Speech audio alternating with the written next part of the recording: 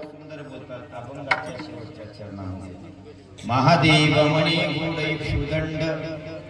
त्यागुनी एरंड श्रीवाहे क्षुदंड म्हणजे ऊस ऊसामध्ये एरंडा लावला जात नाही आपशात उठते आणि उठला तर उठला असे पुढे होते त्या एरंड्याचे मोठे असे फाटे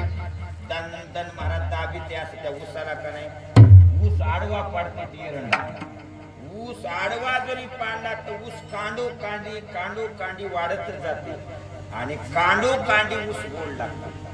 जसं एरंड्यासारखे कितीही माणसं तुम्हाला त्रास दिले तुम्ही ऊसासारखं तुमच्यामधलं गोडत्व नाही सोडलं पाहिजे आणि त्यावेळेस तुम्ही सुंदर व्हाल म्हणून संतांना पदोपदी त्रास झाला हे सुंदरच जगले म्हणून असा असणारा अभंग माऊली साहेब भगवान शिव हे विश्वाचे मूळ दैवत आहे आणि अष्टमी पासून ते द्वादशी पर्यंत तसं पाहिलं तर या बार्शीमध्ये जशी काठी येईल तसं लग्न लावण्याची पद्धत होती पूर्वी अलीकडल्या काळामध्ये काट्या यष्टीला बांधून चालत आणि बरं एका दिवसात पूर्वी काय काठी निघायची पाडव्याच्या दिवशी आणि तिथं जाऊन ती काठी वापस यावं लागायची पुन्हा महादेवाचं लग्न लागायचं अशी पद्धत होती आता महादेवाचं लग्नाचे 2 मुहूर्त शुभ आहेत एक अष्टमीचं आणि नवमीचं 2 मुहूर्त तसं लग्न तर चैत्र मास पूर्ण धन्य धन्य चैत्र मास सर्व काळ नाम घोष आणि मग अष्टमीला लग्न लागलं ते पार्वतीचं आणि नवमीला लग्न लागलं उमेसोबत उमा म्हणजे पहिली बायको जिला आपण सती म्हणतो ती पहिली जी बायको होती ती दक्षाची होती मुलगी तिचं नाव होतं उमा तिला म्हणत होती सती आणि दुसरी पत्नी होती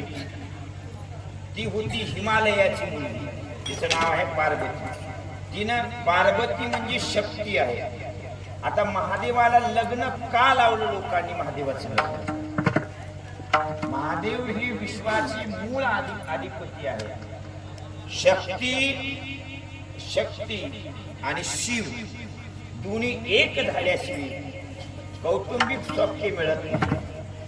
भक्ती आणि प्रेम दोन्ही एक झालं पाहिजे त्याकरता सर्व देवांनी भगवान शिवाला विनंती केली सती गेल्याच्या नंतर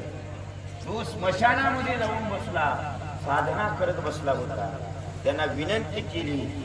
तुम्ही आता आमच्या सर्वांकरता लग्न केलं पाहिजे देवानी लग्न विश्वाच्या कल्याणाकरता केलं आणि असा असणारा तो भोळा शंकर त्याच्या विवाहानिमित्तानं हा शुभ मुहूर्तावर लग्न लावण्याची पद्धत होती दिवस मावळता काही लागायचे काही सकाळी पाट लागायचे त्याला मुहूर्त वेगवेगळे आहेत गोरज मुहूर्त हे मुहूर्त म्हणजे गोरज मुहूर्त म्हणजे जनावर जाताना त्यांच्या पायाची धूळ उडत होती त्याला गोरज मुहूर्त असं म्हणत होते असे मुहूर्त होते आता हा 12 म्हणजे बार्शीचा पर्व काळ सुरू होतो आणि त्या पर्व काळावर आपण या पंचकृषी मधलं सगळ्यांचं दैवत असणारा हा कोरेश्वर भगवान शिव परमात्मा आहे म्हणून एका गावची माणसं नाही पार त्या सलगरा पाट्याच्या बेट मोगऱ्यापासून माणसं येत आहेत एवढी माणसं असून इथं एवढे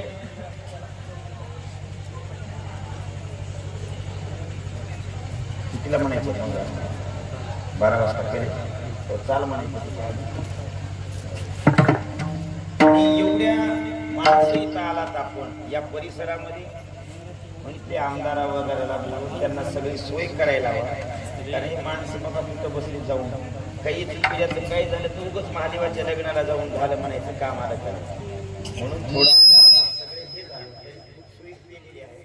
आणखी त्याच्यामध्ये भर टाकण्याचा प्रयत्न करा सगळ्या पंचकृषीचं दैवत आहे मागाची या भगवान शिवाकडे आहे आपण सर्व साधू संत जीवलग माता बंधुजनांना पुनश्री झालेली सेवा माऊलीच्या चरणी समर्पित करून सेवेला पूर्ण विराम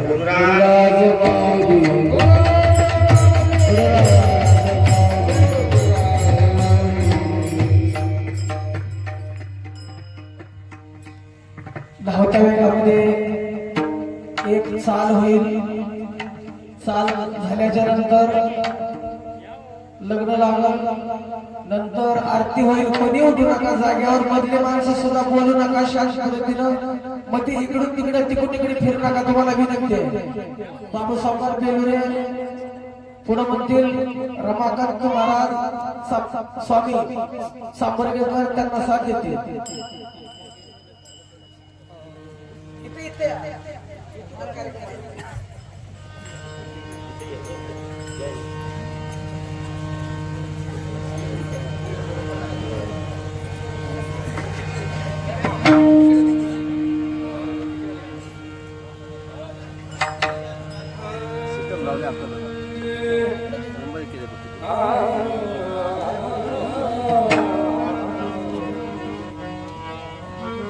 महादेव